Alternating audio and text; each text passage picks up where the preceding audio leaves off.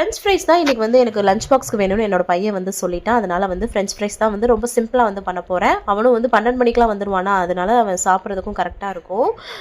உருளைக்கிழங்க நல்லா வாஷ் பண்ணிவிட்டு இந்த மாதிரி நீல வாக்கில் கட் பண்ணி எடுத்துகிட்டு ஒரு 2-3 டைம் நல்லா வாஷ் பண்ணி எடுத்துகிட்டு தண்ணியை ஃபில்ட்ரு பண்ணதுக்கப்புறம் தேவையான அளவு உப்பு சேர்த்து இந்த மாதிரி பரட்டி எடுத்துகிட்டு சூடான ஆயிலில் பொரிச்சு எடுத்தோம்னாவே ரொம்ப சிம்பிளாக வந்து ஃப்ரெஞ்ச் ஃப்ரைஸ் வந்து ரெடி ஆகிடும்.